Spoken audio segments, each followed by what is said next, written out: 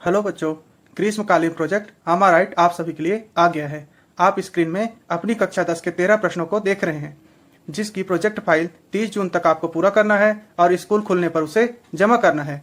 इस वीडियो के माध्यम से आपको मैं बताऊंगा कि कैसे आप आसानी से अपना प्रोजेक्ट तैयार कर लेंगे। वीडियो पूरा देखें, यह अवश्य आपके लिए उपयोगी होगा। बच्चों, आप सभी का मेरे YouTube चैनल अखिल ज्ञान में स्वागत है। इस तरह की वीडियो के अलावा प्रतियोगी परीक्षाओं की तैयारी के लिए भी वीडियो मिलेंगे। वीडियो अच्छी लगे तो लाइक, शेयर और चैनल को सब्सक्राइब कर बेल आइकन दबा दें, जिससे सभी वीडियो के नोटिफिकेशन आपको मिले। मैंने आपके लिए यह सैंपल तैयार किया है। आप अपनी सुविधा अनुसार पेपर का इस्तेमाल कर सकते हैं। मुझे विश्वास है कि आप बहुत ही अच्छी फाइल तैयार कर लेंगे। तो ये फाइल जो भी बनाएंगे आप अपने हिसाब से पेपर में, उसमें सबसे ऊपर लिखेंगे आमाराइट ग्रीष्मकालीन प्रायोजना, फिर अपना नाम लिख देंगे, फिर कक्षा, विद्यालय का नाम, विकासखंड का नाम, जिला का नाम, अपने निवास के गांव और शहर का नाम।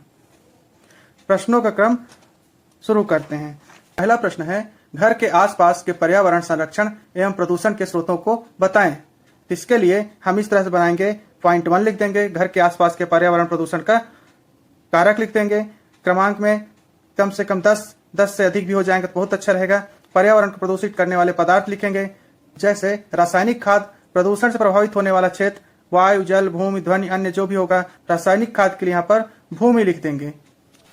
प्रश्न क्रमांक 2 है, छत्तीसगढ़ के प्रमुख उद्योगों की जानकारी दें। तो हमारा हेडिंग हो जाएगा छत्तीसगढ़ के प्रमुख उद्योग। क्रमांक, जितने भी उद्योग हैं उनके नाम लिखेंगे, उनका क्रम लिखेंगे। स्थापित क्षेत्र, जहां पर वो स्थापित हैं उस क्षेत्र का नाम लिख देंगे। उससे क्या उत्पादन होता है यहाँ पर लिख देंगे, और उस उत्पादन का क्या उपयोग है वो यहाँ पर लिख देंगे। जैसे उद्योग का नाम शक्कर उद्योग, स्थापित क्षेत्र कबीरधाम, प्रमुख उत्पाद शक्कर है और उत्पादन का उपयोग खाद्य पदार्थ के रूप में किया जाता है। अगला प्रश्न है, छत्तीसगढ़ के प्रमुख फसलों की जानकारी दें। तो 3 लिख के छत्तीसगढ़ के प्रमुख फसल, यहाँ पर क्रमांक लिख देंगे, फसल का नाम लिखेंगे, प्रति क्विंटल मूल्य, मतलब कि 100 किलो की जो कीमत होगी उसको यहाँ पर लिख देंगे, और उस फसल का क्या उपयोग होता है। जैसे फसल का नाम धान है, प्रति क्विंटल मूल्य जो भी चल रहा है उसको पता करके लिख देंगे। फसल का उपयोग क्या है, खाद्य पदार्थ के रूप में भी होता है। जैसे धान का खाद्य पदार्थ के रूप में बहुत सारे तिलहन होते हैं जिससे तेल निकलता है, दलहन होते हैं, दालें बनती है। इस तरह यहाँ पर लिखा जा सकता है। अगला प्रश्न 4 है, आधुनिक संचार के साधनों के लाभ एवं हानि लिखो। तो हम लिखेंगे आधुनिक संचार के साधन व लाभ हानि। जितने भी संचार साधन उनके नाम लिख देंगे, उसके लाभ को यहाँ पर लिखेंगे, उसके हानि को यहाँ पर लिखेंगे। जैसे संचार का साधन टेलीविजन है, इसके लाभ ये हैं कि सभी तरह की जानकारी प्राप्त होती है। हानि के लिए लिख देंगे आंखों पर बुरा असर पड़ता है।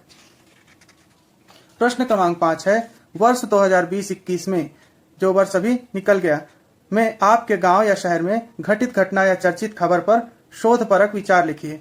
मतलब ये होगा कि आपके गांव या शहर में पिछले साल जो भी बड़ी घटना हुई होंगी उसके बारे में यहाँ पर लिखना है। तो कई सारी घटनाएं होंगी तो उनका क्रम लिख देना है।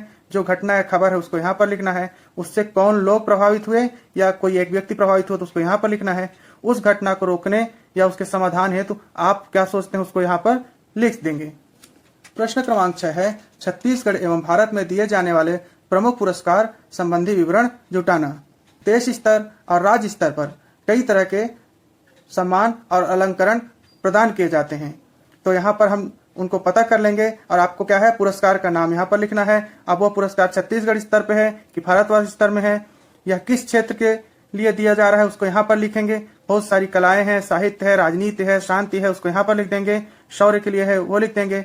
और पिछले वर्ष 2020-21 में इस पुरस्कार के लिए कौन व्यक्ति नामित हुआ था या किसने पुरस्कार पाया था उनका नाम यहाँ पर लिख देंगे। प्रश्न क्रमांक 7 है, आपके द्वारा लगाए गए पौधे या वृक्ष का आकलन निम्नानुसार करें। तो ये उसके कॉलम रहेंगे। ये प्रश्न अगले प्रश्न से संबंधित है जो प्रश्न क्रमांक 8 है। तो यहाँ पर प्रश्न क्रमांक 8 है, प्रत्येक छात्र अपने घर, बाड़ी या अन्य क्षेत्र में पौधा लगाएगा।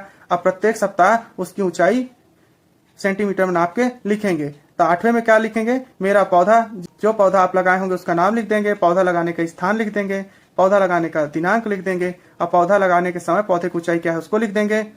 अब यहाँ पर सप्ताह व नापने का दिनांक, यानी पहले सप्ताह जिस तारीख को आप नापे हैं उसका दिनांक, दूसरे का दिनांक, ऐसे सबको लिख देंगे। और जितने ऊंचाई नापने पे आएगा जिस तारीख को, उसको यहाँ पर सेंटीमीटर में लिख देंगे। उसी के बाद 7वां नंबर क्वेश्चन है। 7वें नंबर क्वेश्चन में आप अगर और भी पौधे लगाए हैं तो उसको भी क्रमांक के हिसाब से लिख सकते हैं। लगाए गए पौधे का नाम, लगाते समय पौधे की ऊंचाई यहाँ पर लिख देना है। गड्ढे गमले का आयतन और भार। गड्ढा अगर है तो उसका आयतन बता देना है, अगर गमला है उसका आयतन बता देना है, गमला है तो उसका भार भी लिख देना है, उसमें कोई अगर खाद या दवा डाले हैं तो उसका नाम लिख देना है। हर सप्ताह जो आप उसकी ऊंचाई चेक कर रहे थे उसमें क्या वृद्धि क्या अंतर हुआ उसको सेंटीमीटर में यहाँ लिख देंगे, और जो पौधा आपने लगाया है उसका हमारे जीवन में आपके जीवन में क्या उपयोग है उसको यहाँ पर लिख देंगे। तो अगला प्रश्न 8वां तो हो चुका है। 9वें नंबर का प्रश्न है छत्तीसगढ़ के लोक नृत्य एवं प्रसिद्ध नर्तकों के नाम लिखना है। इसमें छत्तीसगढ़ के जितने भी प्रसिद्ध लोक नृत्य हैं उनका नाम, उनके नर्तकों के नाम और लोक नृत्य किस अवसर पर किया जाता है उसको लिखना है। जैसे लोक नृत्य में हम पंथी लिख देते हैं, पंथी नृत्य, नर्तकों के नाम में देवादास बंजारे जी का नाम लिख देते हैं, और लोक नृत्य किस अवसर पर किया जाता है तो गुरु घासीदास के जन्मतिथि के दिन में किया जाता है, ऐसा लिख देंगे। ऐसे और भी जितने भी लोक नृत्य हैं उनको भी लिख सकते हैं। प्रश्न क्रमांक 10 है ऑक्सीमीटर क्या है? एक स्वस्थ व्यक्ति का ऑक्सीजन स्तर कितना होना चाहिए? हम जानते हैं कि ऑक्सीजन फेफड़े से अवशोषित होकर रक्त में मिलता है और हृदय के द्वारा पंप करके धमनियों के द्वारा पूरे शरीर में ऑक्सीजन को पहुंचा दिया जाता है, जिससे कि श्वसन की क्रिया होती है या ऑक्सीडेशन प्रोसेस होता है, जिससे कि शरीर को ऊर्जा मिलती है।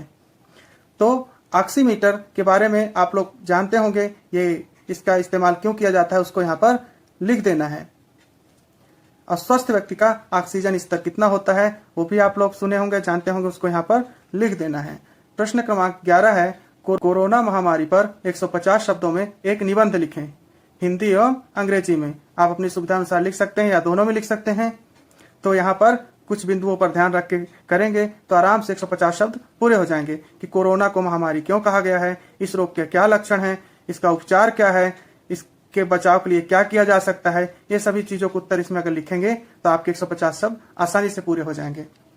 12वां प्रश्न है अपने मन से सामान्य ज्ञान के कोई 20 प्रश्न बनाएं एवं अपने साथियों के साथ मिलकर इनका उत्तर ढूंढें।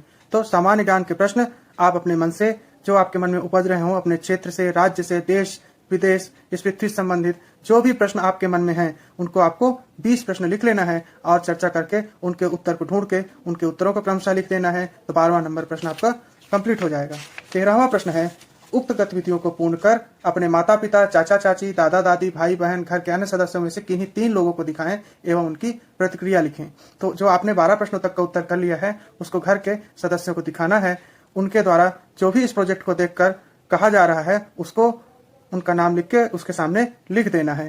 तो इस तरह से यह 13वां प्रश्न भी आपका कंप्लीट हो जाएगा। आके इसको आपको स्कूल खुलने पर जमा कर देना है और इस तरह से आपकी प्रोजेक्ट फाइल बहुत अच्छी बन जाएगी। पूरा वीडियो देखने के लिए बहुत बहुत धन्यवाद।